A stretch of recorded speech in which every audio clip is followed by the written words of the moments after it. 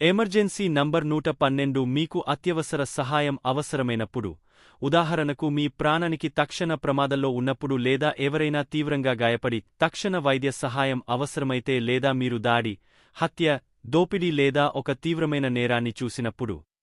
Breaking the mobile ఫోన్ల నుండి 112కి చేసిన కాల్లు డ్రైబర్జెన్లోని జాతీయ అత్యవసర కాల్ సెంటర్కు మళ్లించబడతాయి. అక్కడి నుంచి మీరు మీ ప్రాంతంలోని ఎమర్జెన్సీ కాల్ సెంటర్కు కనెక్ట్ చేయబడతారు.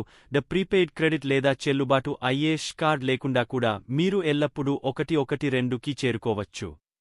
సాధారణ కాళ్ల కంటే 112 కాళ్లకు ప్రాధాన్యత ఇవ్వబడుతుంది.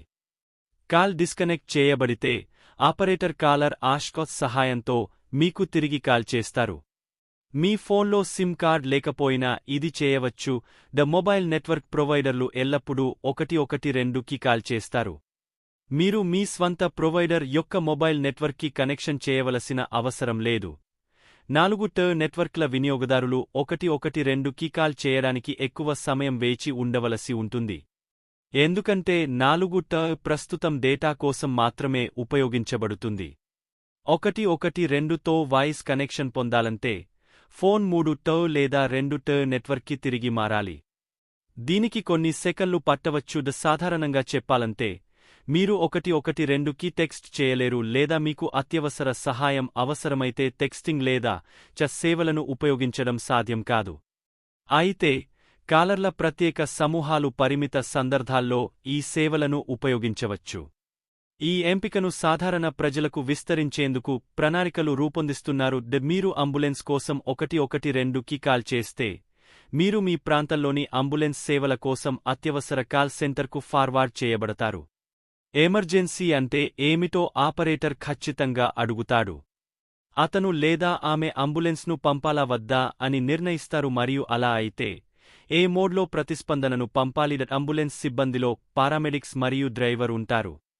వారు వీలైనంత త్వరగా అత్యవసర ప్రదేశానికి చేరుకోవడానికి ప్రయత్నిస్తారు. అదే సమయంలో ఎన్ని ఇతర అత్యవసర పరిస్థితులు జరుగుతున్నాయి, సందేహాస్పద స్థానానికి దూరం మరియు రోడ్లపై ట్రాఫిక్ మొత్తంపై ప్రతిస్పందన సమయం ఆధారపడి ఉంటుంది. డ్రైవ్ ఓవర్ సమయంలో, ఆపరేటర్ అంబులెన్స్ సిబ్బందితో పరిచయంలో ఉంటారు.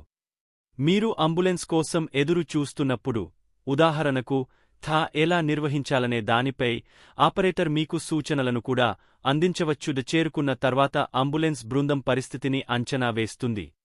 రోగి స్థిరీకరించబడతాడు మరియు రవాణాకు సిద్ధంగా ఉంటాడు. ఆసుపత్రికి వెళ్లే సమయంలో, పారామెడిక్స్ రోగి యొక్క రక్తపోటు వంటి ముఖ్యమైన సంకేతాలను తనిఖీ చేయడానికి క్రమం తప్పకుండా పరీక్షలు నిర్వహిస్తారు. ఆసుపత్రిలో రోగి ఓఈఐ విభాగానికి బదిలీ చేయబడతారు. పరిస్థితి తీవ్రంగా లేనందున ఆపరేటర్ అంబులెన్స్ను పంపకూడదని కూడా నిర్ణయించుకోవచ్చు. ఆ తర్వాత మీరు మీకి లేదా ఆసుపత్రిలోని ఓఈఐ విభాగానికి వెళ్లమని చెప్పబడతారు. అలాంటప్పుడు మీ స్వంత రవాణాను ఏర్పాటు చేసుకునే బాధ్యత మీపై ఉంటుంది. పోలీసు, అగ్నిమాపక, మహిళలు, పిల్లల హెల్ప్లైన్ మరియు అంబులెన్స్ వంటి అన్ని రకాల ఆపద అవసరాల కోసం వారు pan India single emergency response number 112కు డయల్ చేయవచ్చని టెలికమ్యూనికేషన్స్ డిపార్ట్మెంట్ ప్రజలకు తెలియజేసింది. ప్రజా ప్రయోజనాల కోసం డిపార్ట్మెంట్ ఈ సందేశాన్ని విడుదల చేసింది.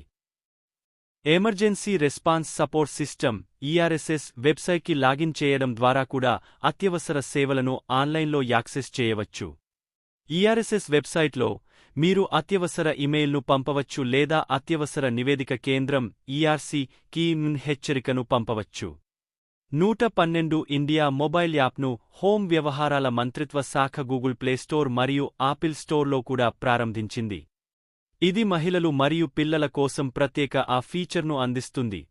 ఇది తక్షణ సహాయం కోసం బాధితుడికి దగ్గరగా ఉన్న రిజిస్టర్డ్ వాలంటీర్లను హెచ్చరిస్తుంది.